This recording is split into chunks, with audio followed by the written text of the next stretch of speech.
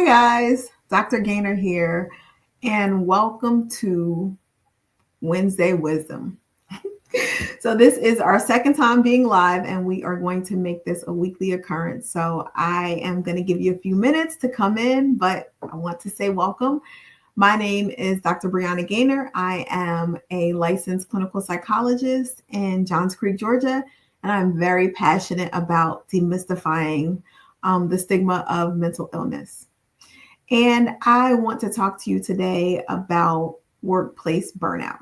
Once again, my name is Dr. Gaynor. I'm going to give you guys a few minutes to come in, and then we will get started on this week's topic. If you have any questions, please feel free to drop them in the comment box on whatever platform you're looking at. If you are watching this after it has been live, feel free to send us a DM. Feel free to ask any questions that you have, or if there's any topics that you would love for us to talk about, love for me to talk about, I would love to hear from you. So feel free to reach out to us live in the comments or send us a DM, and we'd be more than happy to hear from you and to answer all of your questions. I hope that you guys have been having a great week. I cannot believe it's Wednesday already. I don't know about you, but this holiday has completely thrown me off. I have been confused all week about what day it is. So it's nice that it's moving fast, but it's also moving fast. And it is the beginning almost of summer. So I hope that you have some plans and some things to look forward to, because I definitely do. And that is super exciting. Once again, my name is Dr. Gaynor. We are doing Wisdom Wednesdays. Let me get my words together. And today we're talking about workplace burnout. So, workplace burnout. Any other introduction you need? A lot of times, we work for a living, right? We are no longer children. We have to earn a living. And so we go to work at least 5 days a week. And so it's really easy to get burnt out, to get tired, to get frustrated, to not want to go to work, to have excuses, to dread it, to not look forward to going to that place that you go a lot. But one of the things I think is extremely important that I try to stress to my employees and my staff is that you have to work most days. You are at work a lot of times more than you're at home. And so I think that it should be an enjoyable experience. One of the things I've tried to do is create that environment, but it's also important as an employee, as being the person who's going into work, to also be able to create that for yourself. Obviously, there are things that the employer can do to make things better, but what can we do in and of ourselves that's in our control to make the workplace just a more enjoyable situation so that we're not getting burnt out? We are not constantly switching jobs. We're not being tired of our job. It's not impacting our mental or our physical health. I think a lot of times what we don't recognize is that stress also impacts you physically. Fatigue, headaches, stomach aches. A lot of times the discomfort that people can feel in their body can be directly related to stress. So how can we manage that better? So when we're talking about workplace challenges, the first thing that comes to mind is the mind. So what are those lies or those thoughts that we tend to have that may be impacting us and maybe making the workplace a worse place for us to be? The first one is that our worth is tied to our hustle. So we have to keep going. We have to push. It's tied to our overtime. The more and more work we do, of course, a lot of times it's equated with money. So we have to do overtime. We have to overexceed, do all the things because we have a goal to meet. We have to be able to make money and pay our bills, and all of that is important. But your worth is not tied to your paycheck. It's not tied to what you're doing. It's not tied to how many conceivable hours you can work. A lot of us can really be hard workers and we're used to pushing, but sometimes we may push ourselves too hard, and that can absolutely lead to burnout. When we are willing to do anything, everything, work all the hours, and then we can't anymore. It's interesting. I've talked to people, and what can happen is we push through until we can't push through anymore. Have you ever heard of that? Of someone who worked so hard and then they literally were exhausted and they could not get out of bed for a week because they pushed themselves too hard. So, of course, it's important to work hard, but balance is the key. And I know that it's challenging to find balance, but we're going to talk about what that looks like. Another kind of thought that we may tend to have that may lead to workplace burnout is that we kind of have to be able to do all the things. We have to be very productive. We have to push through and work hard until we get to a goal, sometimes overworking until we can't anymore. So maybe it's not necessarily about overtime, but it's about trying to get to a certain position in your job. It's about trying to get to a certain level. And so once I get to this goal, I'll keep pushing. And then there's another goal and there's another goal, and there's never any break between. So while you may have that hustler spirit, is everything else cooperating? Are you getting enough rest? Are you getting enough sleep? Are you able to eat well, to nourish your body, to do the things you need to do to get to that goal? Oftentimes when we have high goals for ourselves, we never stop to breathe and take a moment because we feel like if we stop, we're not going to achieve that goal. But I actually think it's the opposite. If we don't stop, that may later impact how well we're able to do that goal. A lot of times, if we give ourselves a break and stop for a moment, we can achieve the goal better because we're more productive. I think about being in grad school, for instance, and I remember, I can't even conceive of how much studying we did and doing that now, but I remember studying for hours on end. And I remember at some point, I was not even processing anything I was reading. But I sat there, let's say for an extra 2 or 3 hours, getting nothing done. When I actually took the time to take a break, to sleep, to eat, and to come back when I was fresh, I actually got a lot more done. So is it possible that no matter how hard you're working, how many hours you're working, what your goal is, if you don't take a break, you could actually be negatively impacting the productivity you could actually have if you actually gave yourself the time, the rest, the sleep that you need. A lot of times our body tells us everything we need to know, but we don't pay attention. It tells us when we're hungry, but sometimes we're not paying attention long enough to hear it. It tells us when we're tired. It tells us when nothing else is getting through. It tells us when something doesn't feel right, but we ignore all those little hunches. And maybe if we stop to pay attention to that, we get a lot more done and feel a lot better. And it would prevent us having so much exhaustion and burnout from work. The other thing that's a challenge that's a good and a bad thing is being hybrid. So prior to the pandemic, for me at least, we were in the office every single day. I was never working from home because clients came into the office. And what has happened is that we have this opportunity to maybe work from home full time or have a hybrid schedule where we're not always in the office. It's great because it creates a sense of flexibility. It can also lead to just more relaxation when you're home, creating a space that works for you. It may help with schedules with life, with children and all of that, but it also can create a multitasking kind of push where we're doing all the things, but we're not doing anything at all. You know what I mean? So some people are good at multitasking. I will admit that I am not.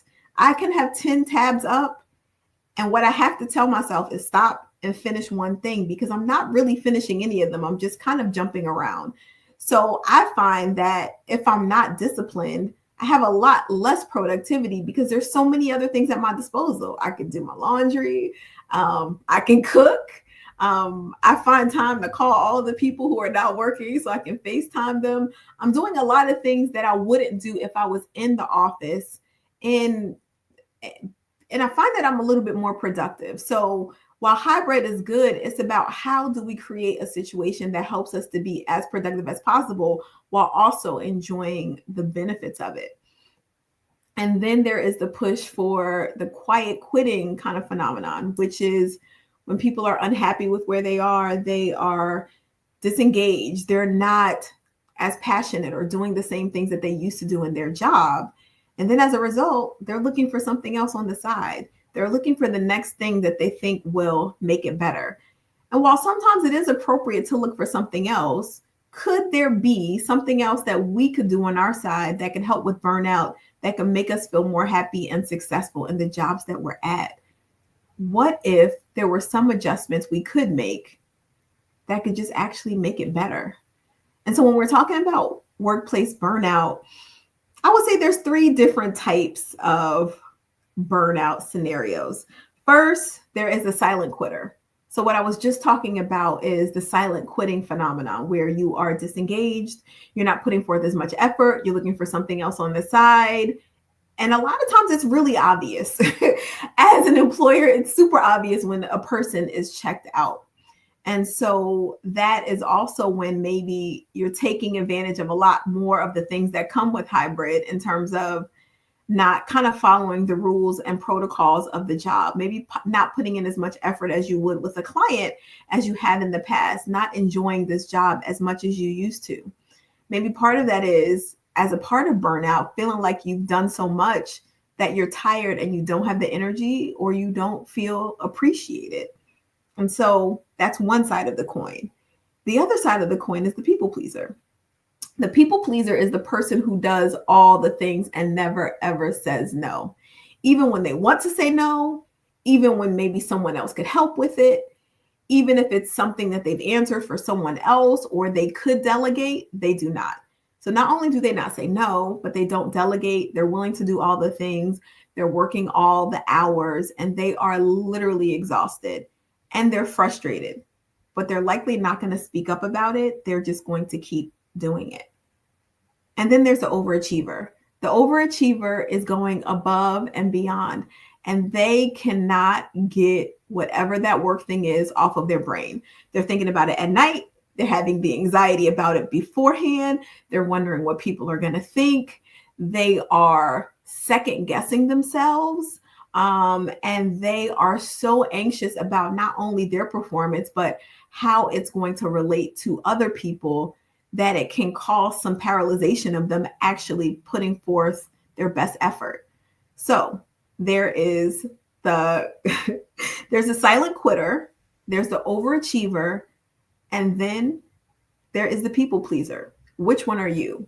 What is your workplace stress profile? Who are you? Are you someone who disengages and you are silently looking for the other thing and not even really engaged or caring about what's going on in your job because of burnout?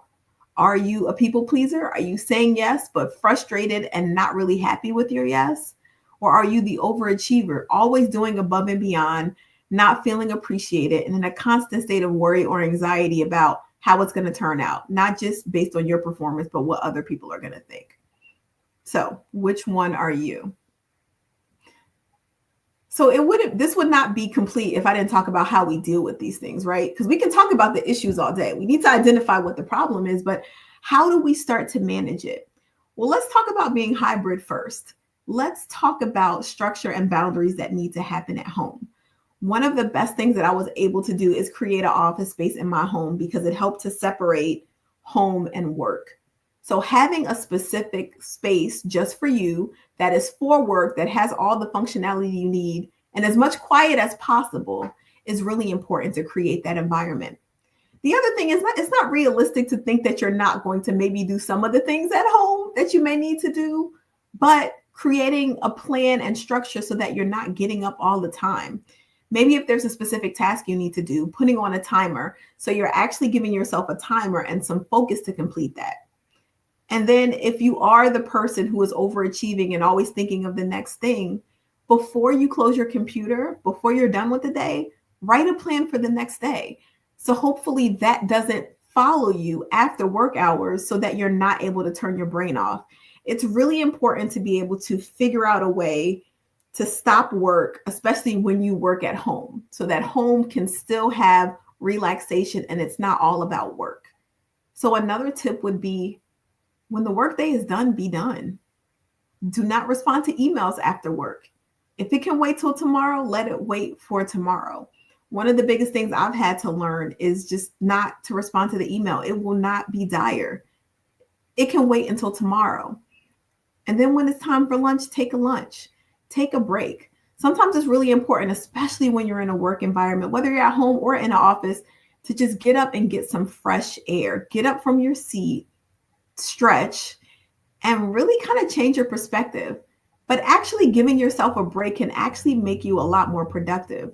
versus continuing to work through and work through and work through what are supposed to be those breaks, because that can also lead to burnout. Another thing I think is important is taking your PTO and vacation. We all need something to look forward to. And what that means is taking the opportunities we're afforded to do something, whether we are going out of town, out of the country, or down the street. What do you have to look forward to? Plan something, even if it's a day off to lay in the bed and binge watch TV, or if it's a staycation, or if it's walking to the park, something that has nothing to do with work to rejuvenate you.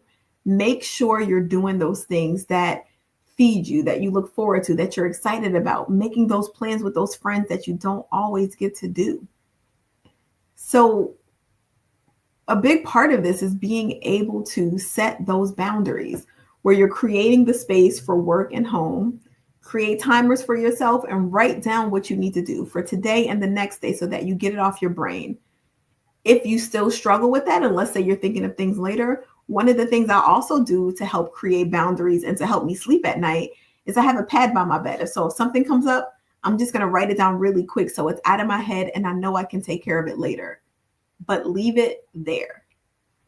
And then let's start to have real talks with people about how this is affecting us. We all are in this work culture. We all are having different struggles. We all are living with everything that's going on. Even though we have different challenges, we have a lot of things in common. So start to have conversations with coworkers, with friends, figuring out or seeing how other people are dealing with burnout, with enjoying work, with not enjoying work. What are some tips that have helped them?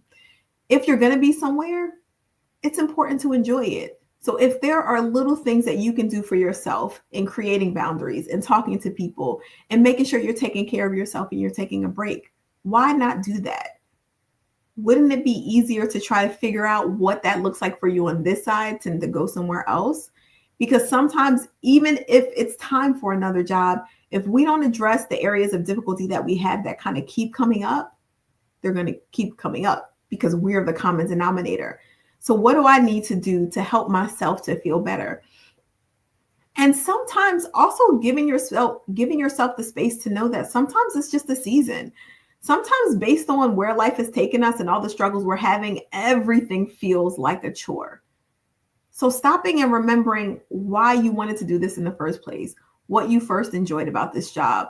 Is there something that, or someone you need to talk to, a conversation you need to have, something that used to work that would be helpful, something that maybe you could talk to your boss about, some kind of initiative where maybe you and your coworkers get together that you could start with someone else that would make it a lot more enjoyable. It's important to be proactive and to pay attention to what we need, to not just push through and just go on to another day, but let's start to enjoy our lives, enjoy what we have, enjoy the possibilities, and enjoy the place we work. So if you're having workplace burnout, are you the silent quitter? Are you the overachiever? Are you the people pleaser? And what are some of the things you can do? Again, let's set some boundaries for ourselves. Let's also give ourselves the space to talk to people about how we're feeling. And let's be okay with the fact that maybe we're in a stagnant place, and that's okay. It doesn't mean that's forever, but are there some things we can do to help ourselves in the process? This has been Dr. Gaynor, Wisdom Wednesdays. Thank you so much for joining me. I have written my first book, and it is called Nina's Smile, and it is available on Amazon and all platforms. And please follow me, Dr. Gaynor Speaks, on Facebook and Instagram. And my business is also called, for my psychological practice, Peace of Mind Psychology. And we are also on Facebook and Instagram. See you next week. Bye.